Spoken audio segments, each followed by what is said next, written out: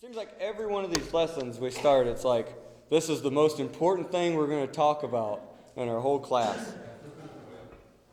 But tonight we're going to talk about building trust. You cannot lead or be led without trust. I was putting some ladders away today. They've been in the youth room for a while. And I thought way back when you had us in the youth group do the trust thing off the ladder. I was going to set one up, but I don't think anybody'd be too comfortable falling off the top of a ladder tonight, would we? If you're not familiar with what I'm talking about, is he had the youth group stand, and you kind of locked arms in a certain way away from that ladder, and someone just kind of stood on the edge of the rung and just fell off backwards.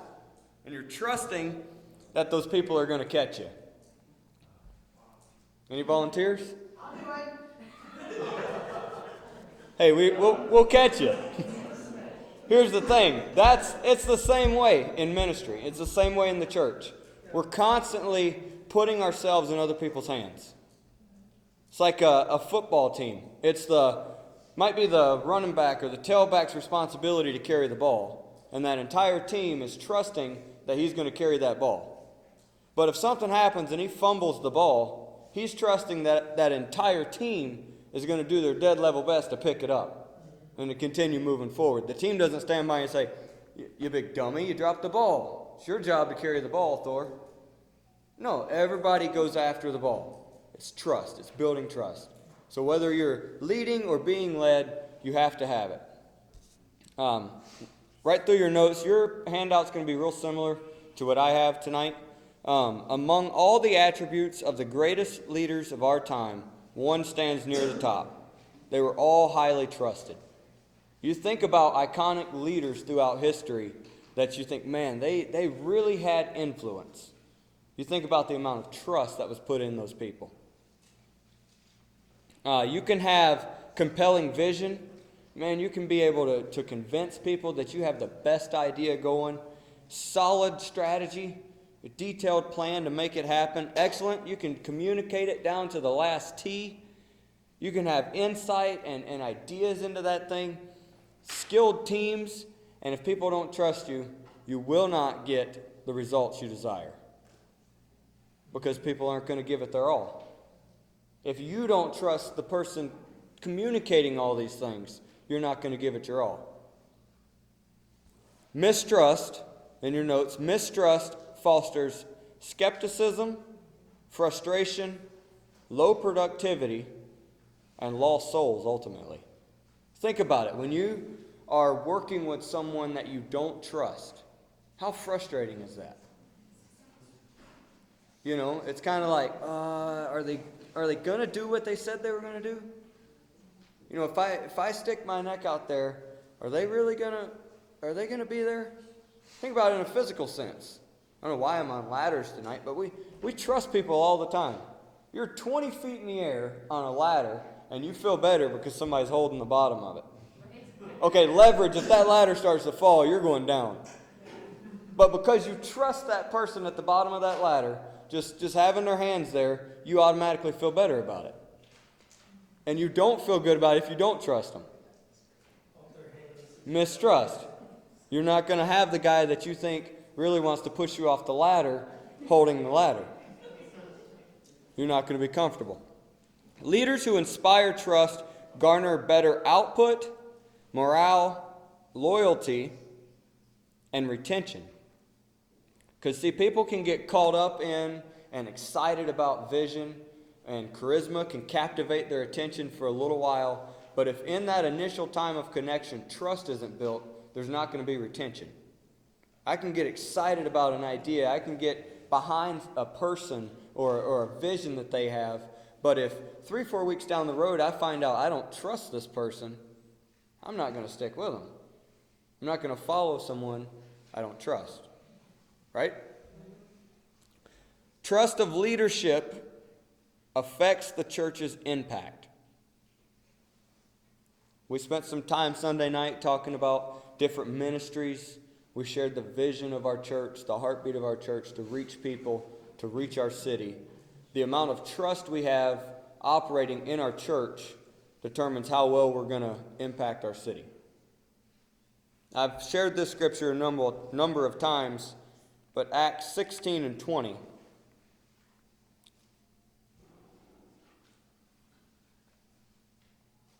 Acts 16 and 10. And after he had seen the vision, immediately we endeavored to go into Macedonia, assuredly gathering that the Lord had called us for to preach the gospel unto them. Immediately after he seen the vision, we endeavored to go into the city, assuredly gathering that the Lord had called us to preach the gospel unto them. Now this, I just had to look it up before tonight's class. They're roughly talking about 175 miles away.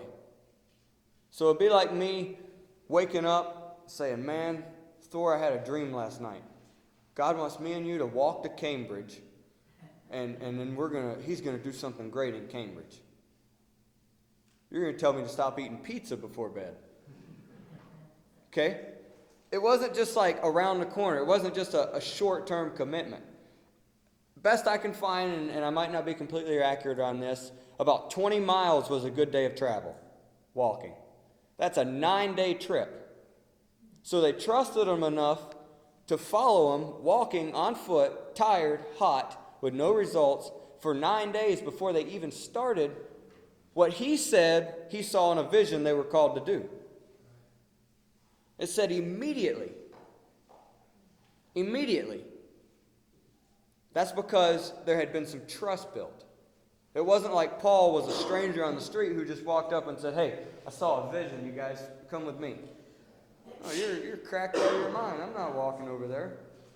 No, but he had a relationship. He had built trust over time so that when he come to him, he said, I saw a vision. This is what God wants us to do. Immediately they went into the city, assuredly gathering that the Lord had called us. They based their calling on his vision. That's huge. Verse 11 kind of tells where they traveled through. Verse 12, and from thence to Philippi, which is the chief city of the part of Macedonia and a colony, and were in the city abiding certain days. They weren't just there for a little while. They stuck the vision out. If you continue to read, it got really tough. It got really tough for them. And if there wasn't trust, it would have been easy to say, hey, Paul, man, God bless you. I'm going 175 miles back that way. I hope God helps you. But they trusted him. They never questioned his vision, his ministry. That's the same way with us. It affects the impact of our church. When you're part of a team and that leader says, this is what God has for us. This is what we're going to do in this department. There's got to be trust there to say, okay, let's make it happen. There's going to be struggles. There's going to be hard times. Let's make it happen. I just seen Ellie's face. Hopefully you're not embarrassed if I tell this. I don't think you will be. It's nothing bad. But a long, long time ago, a few years ago, I should say, we had a lot of trouble in our youth group. And we had a lot of people that were over 18 that weren't living for God. And we had kids that were like 14 and under that were just kind of caught in the mix. And the ones that weren't living for God were aggressively trying to convince these kids not to. And after talking to pastor and praying and just going through some things, we made a decision that 18 and older was going to go to college and career, and they weren't going to come to youth anymore. And I remember a very long conversation with Ellie on the phone because she didn't agree. Right?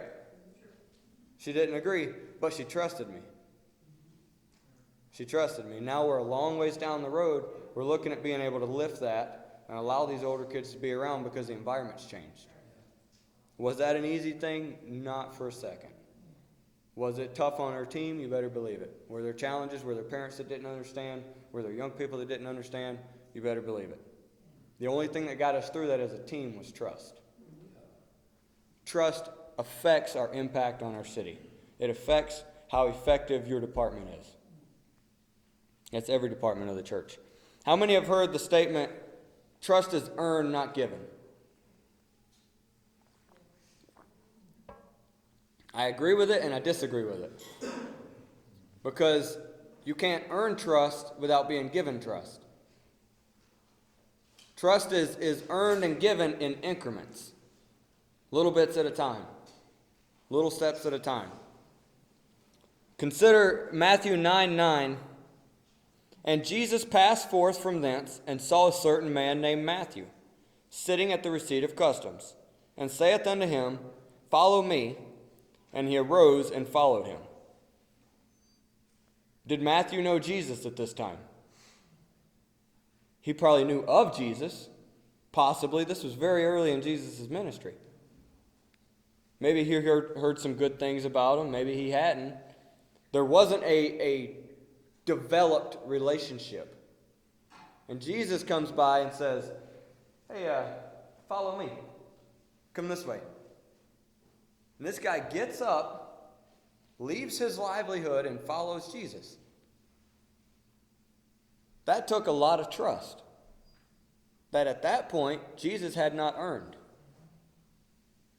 Now you look years down, 3 years later, sure, he could have asked him to do just about anything, and he would have had the credibility to stand there and ask that question, or to ask that request of him, because he had built that trust. It, at that point, would have been earned. At this point, it was given. Follow me. Paul said in 1 Corinthians 11:1, Be ye followers of me. Same kind of request, but he qualified it and said, Even as I also am of Christ. He was establishing the fact that, listen, I'm not just asking you to follow me on a whim. I want you to look at my track record here. I want you to see where I've been. I want you to realize that I'm a follower of Christ, and that's why I'm urging you to follow me. He was pointing out the fact that he was trustworthy. Follow me, even as I follow Christ. One of the biggest mistakes a leader can make is to assume that others will trust them simply by virtue of their title or position. I'm the Sunday school director. Of course my team's going to trust me. Well, why? I mean, a lot of times we don't get to choose who's in the position of leadership in our life, but we certainly choose who leads our life. I tell young people all the time, you don't choose your parents. They didn't choose me as a youth leader, but they certainly decide whether or not they're going to follow me. So your position or your title or your leader's position or title is not in itself instantly, oh, now I got trust. They have to trust me. No, they don't. Trust is built. Trust takes time. It takes time. As a leader, you are trusted, and this could probably be our entire lesson in this one sentence.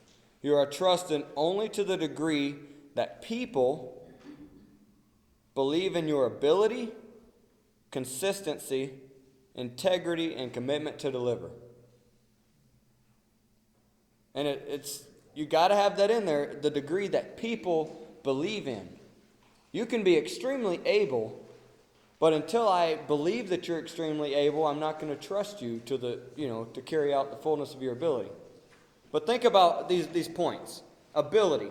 You say, well, really, is ability that important? That's why we're talking about personalities and strengths, and because you need to be ministering and functioning in places that you're able. Think about it like this. Let's take it out of the church. You're getting ready to buy some windows. Okay? So you're going to go and you're going to talk to two completely different strangers.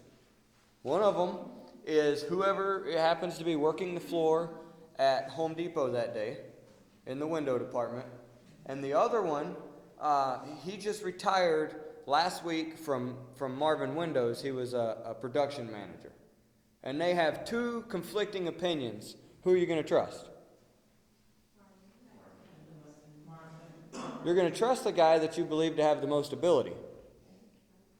All the time. Everything you do, it's about ability. You know, if Sister Lichtel was as musical as I am, and we trusted her to lead the music department, that'd be a really bad day. You know, well, she can't even clap on beat, but man, I trust her. Well, that's good, but we're not going to have good music. If you trusted me to do things that I'm not good at, you could trust me all day long and it wouldn't happen. If your leader, you're part of a team, and they put trust in you to carry things out, and you are not consistent, consistency is the next thing. You can be extremely able and not be consistent, and it disqualifies you from being trustworthy. There are people that are extremely talented at things, and yet they don't get asked to do them because people, it's like a coin toss. Maybe they will, maybe they won't. Could they do a phenomenal job? You better believe it. Will they do it? I don't know. They're not trustworthy. Integrity. Knowing that they're going to do the right thing. Commitment to deliver. So if it gets hard, I'm still going to do it. If I get busy, I'm still going to do it. If I promise my team I'm going to deliver something, I'm going to deliver something. Commitment to deliver. And these are things that are, if one time you fail at it, does that disqualify you from trust? No. As long as the other 10 times you came through. But if you're 50-50, then we're back to talking about consistency. All right, on the back of that page, you have 8 trust-building tools. These are things we can implement to help us build trust within our teams. Point number 1, clarity. People trust the clear and mistrust the ambiguous. When something's clear, it's easier to trust it. When you feel like you have the details and you have the information you need and you understand what's being asked and you understand the vision that's going forth, it's a lot easier to trust that than if it's just kind of vague and, we're kind of going to do it this way and we'll just kind of see what happens. It's kind of hard to put yourself into something like that. Be clear about your mission, purpose, and expectations. When a leader's clear about expectations, they will likely get what they want.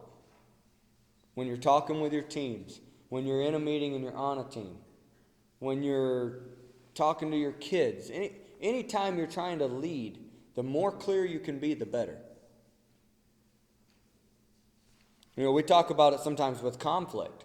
With conflict, we always say, what you're saying is not necessarily what they're hearing.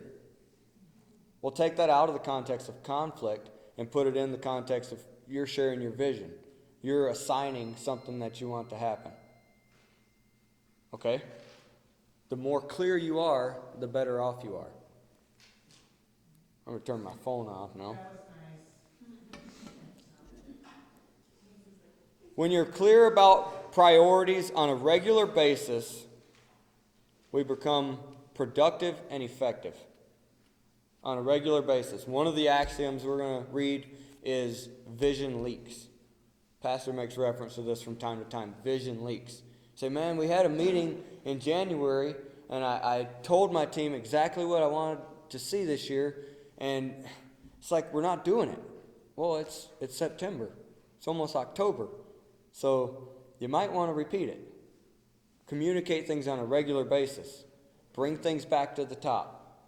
If it's important enough to be in our mission, if it's important enough to define our purpose, then it's important enough to talk about all the time. All the time. Point number 2, compassion. People put faith in those who care beyond themselves.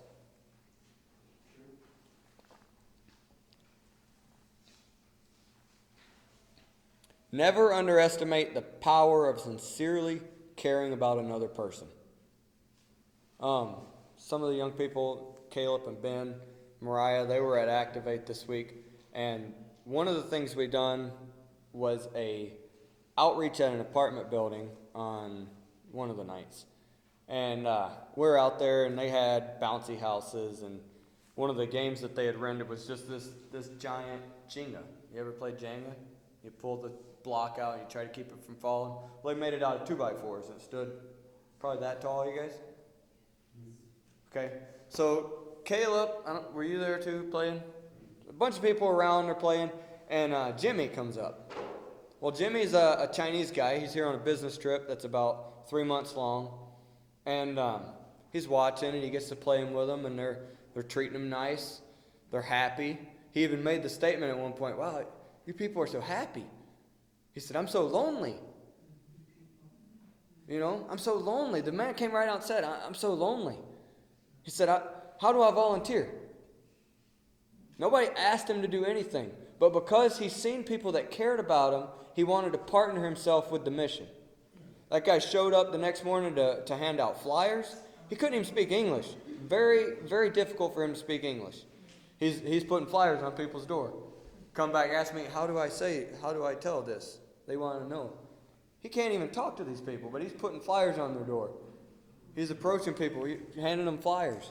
He immediately connected with the vision of that weekend. He showed up at the concert. He was at church Sunday morning. He was almost in tears when our team left because people cared. We didn't preach that night. We didn't have a worship service that night. We played Jenga. Somebody cared about him. Since he's been here, how many people have cared about him? People respect and trust those who care beyond themselves. People are often skeptical about whether someone really has their best interest in mind. You ever felt that way? Right away when you meet somebody, maybe even somebody you've known for a long time, it's like we're always so self-conscious. Are they really looking out for me? You know, are they trying to use me? What's their angle? They're always skeptical of that. If we can get past that barrier with people, with our own teams, within our own church, we should never have to feel that way. I should never have to say, Mike asked me to do something. Does he really care, or is he just trying to get me to further his agenda? We should never have to feel that way. When there's trust, we're not going to feel that way.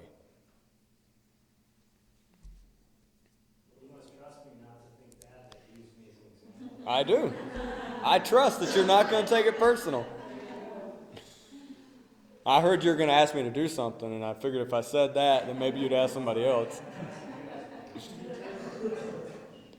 The scripture says Jesus saw the people and was moved with compassion. He was moved with compassion. We know Jesus had a purpose. We know he had a mission. But the scripture doesn't say he was moved to fulfill his vision or he was moved to complete his task. He was moved with compassion. That's how we got to operate. Point number 3, character. People notice those who do what's right ahead of what is easy.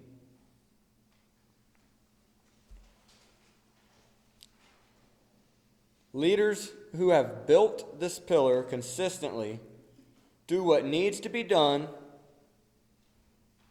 Does the bold show up on your handout? Yeah. Okay. When it needs to be done, whether they feel like doing it or not. They do what needs to be done, when it needs to be done, whether they feel like doing it or not. If every time you don't feel like doing something, you don't do it, you're not going to be trusted. Because, I don't know what, at least 7 or 8% of the time, or 7 or 8 out of 10 times, you don't feel like doing the work. Come again?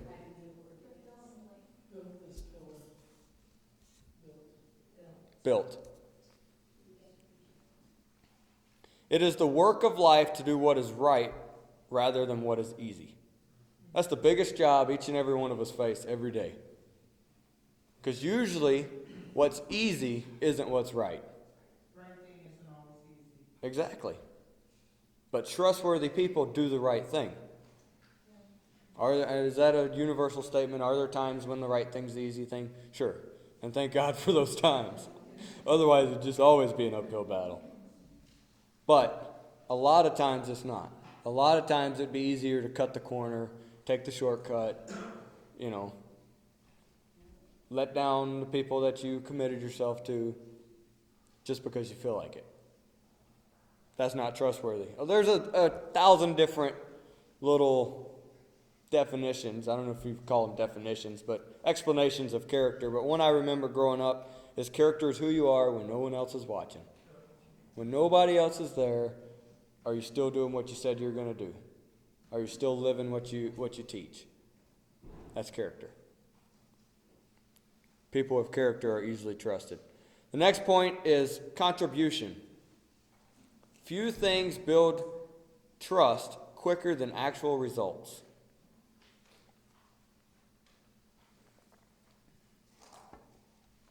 At the end of the day, people want to see outcomes.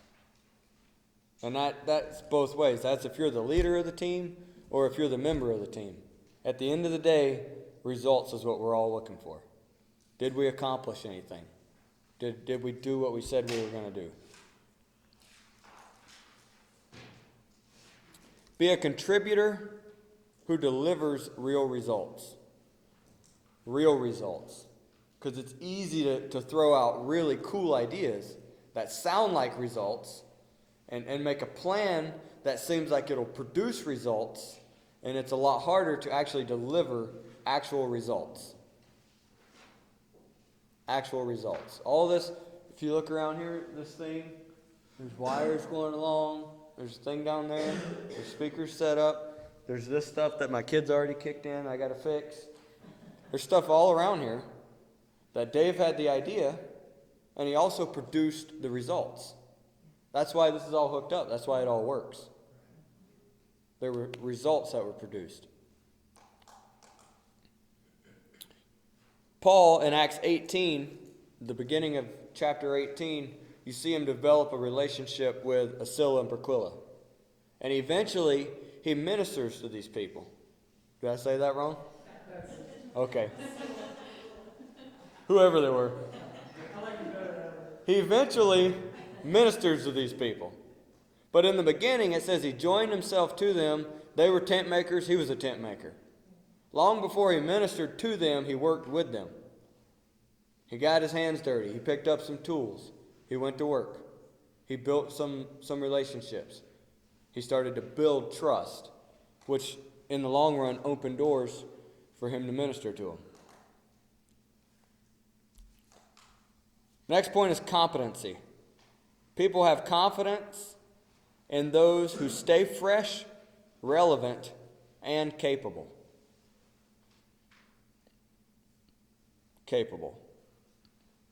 Humble and teachable people keep learning new ways of doing things and stay current on ideas. Relevance doesn't mean that we change what we do to appease our culture. Relevance means we might change some of the ways we present what we've been doing for a long time to better relate to our culture. This mountain out here, that's what they're teaching. I've seen Adam and Eve, Noah.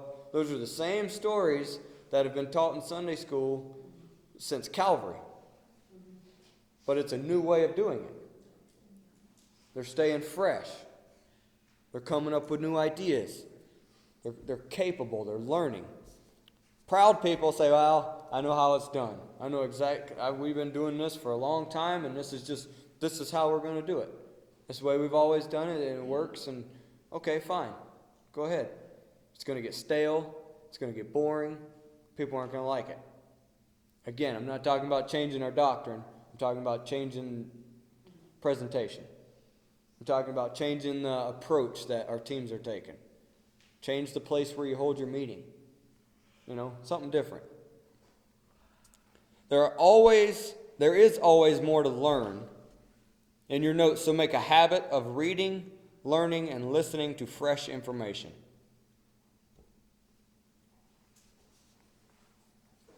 There's always somebody else out there that has a good idea. Dig it out.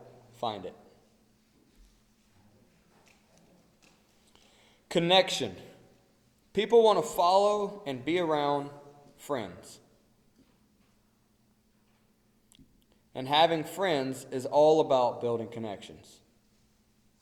People want to be with friends. Jesus in John 15:15 calls his disciples his friends. The people he was with day in and day out doing the work of the ministry was his friends.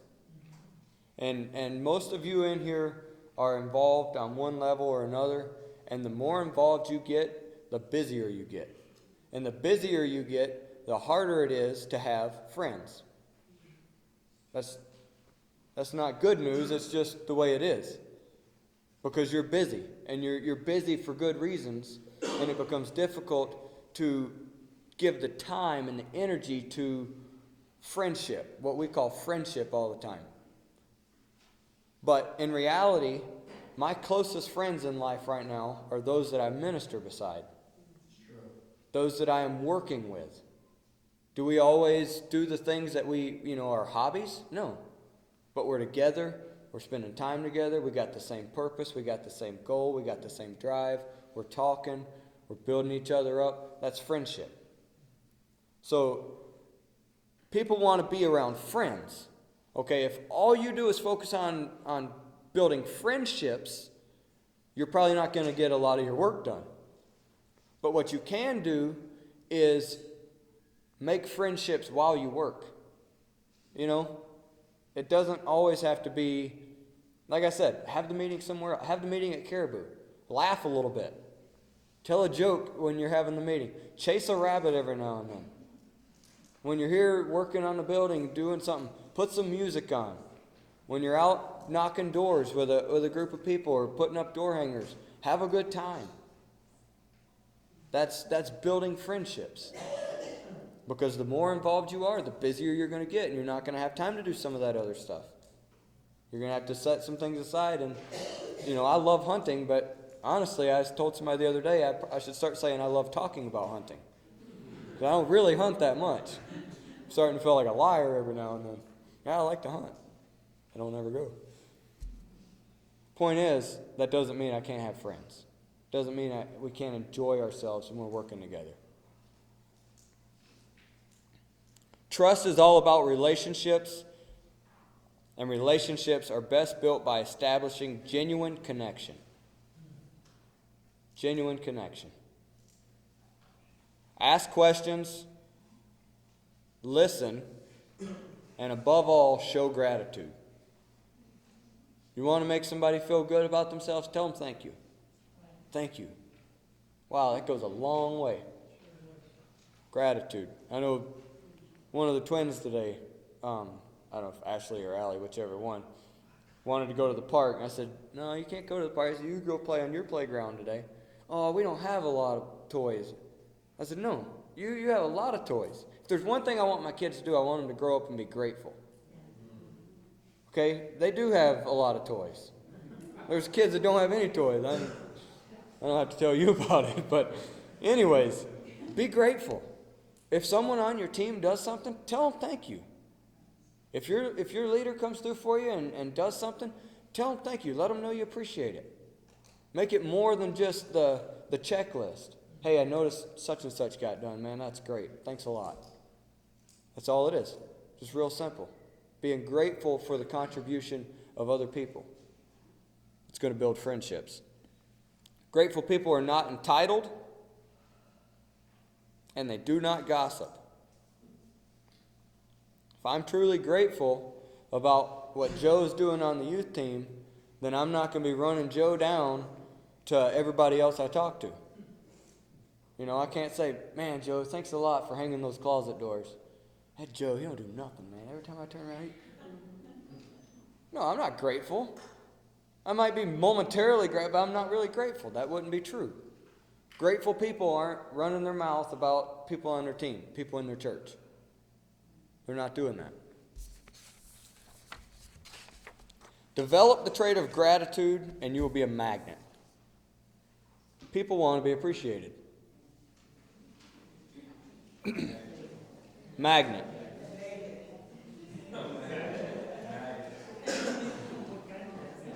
Who's? Oh, yeah. Trust me, I've been here 11 years, and it gets better. People can actually understand me a little bit now. Next point, commitment. People believe in those who stand through adversity. Adversity.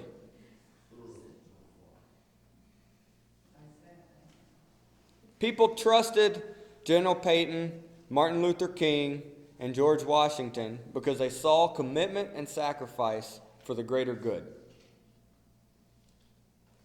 People who are willing to put themselves second for the greater good. They merit trust. They earn trust. When you see somebody who's willing to say, I don't want to, it's going to cost me something, but okay, that's what needs to be done, I'm going to do it. Kind of back to character. They do what needs to be done when it needs to be done, whether they feel like it or not. When it's hard, they still do it. They're pushing through. Commitment builds trust. When an opportunity arises, you want to build trust with your leader, you want to build trust as a leader. When a task comes up, commit to doing that task and then follow through. You're building trust. Sometimes we try to avoid commitment because if I don't commit to anything, then I'm not on the hook. But also, if we're talking about building trust, not just having it, but being intentional about building it, then there are times when, if I feel like there's a lack of trust in a relationship, I need to look for opportunities to take on commitment so that I can show myself trustworthy.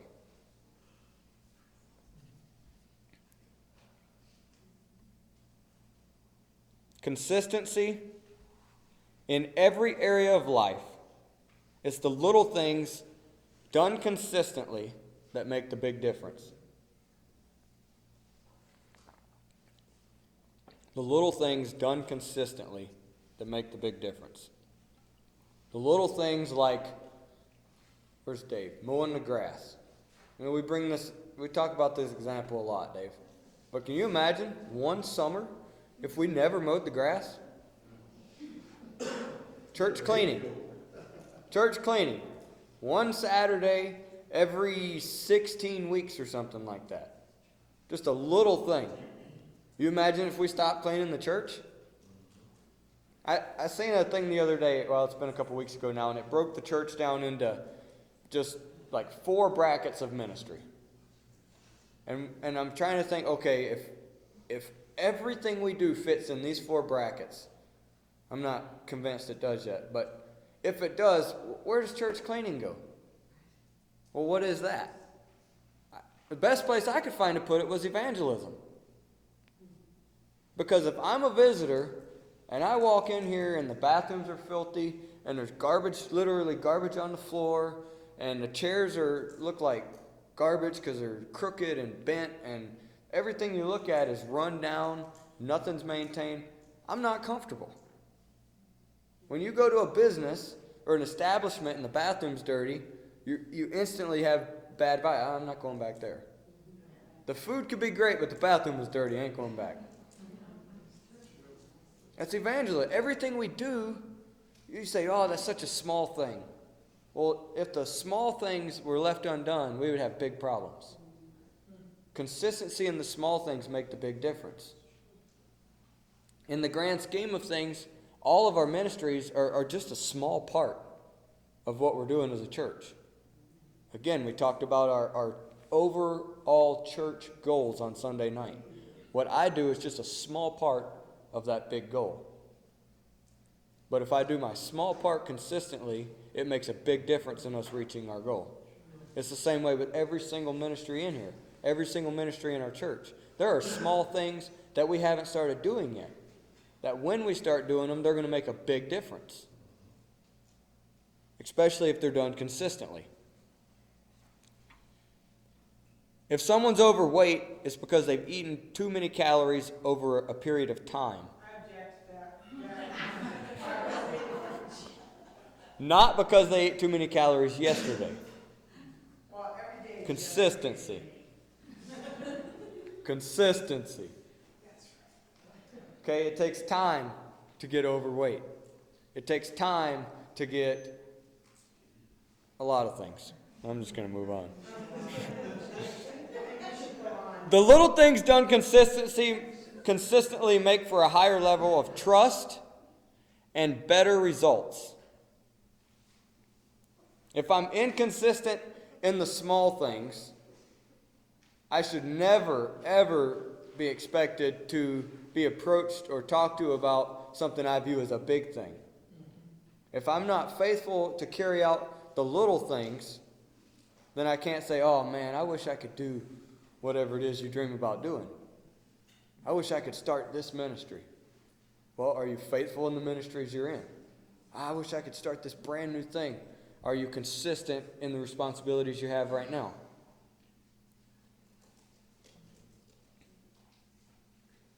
Great leaders consistently do the small things, but most important things first. We got to know how to prioritize. Again, the more involved you are, the busier you're going to get. So you can have a list of 75 things to do. Are you going to get 75 things done in one day? Probably not. So what there has to be done? What has to be done? We got to learn how to prioritize. Organize and prioritize. Do the little things. One thing that I just felt like doing, and that's kind of where I got the example here, but our life group leaders are doing a phenomenal job. Amen. You know, a lot of times people say life groups, and I lead the life groups. I don't do much of anything. We hold a meeting, and we talk about things, and we pray, and I get them lessons, and anything I can do to help them, I do it. But these leaders do a great job. And I've had a chance the past few weeks to kind of circulate around to different groups, and I was intentional. I didn't have to be real intentional because the things were so obvious, but every leader does different things in their group, and they're really good at it. They're really good at it. And I could have just noticed that and thought, oh, that's really cool.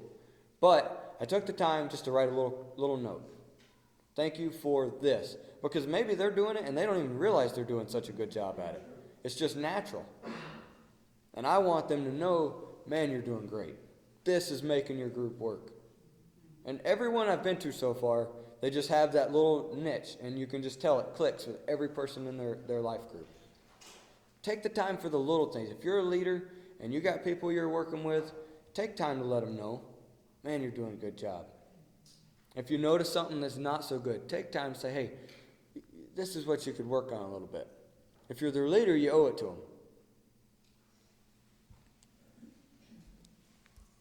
Wrapping up here, trust can't be built overnight. It requires time, effort, diligence, and character. Diligence. It's something that we got to be intentional about and willing to work for. Trust is like a forest. It takes a long time to grow and can burn down with just a touch of carelessness.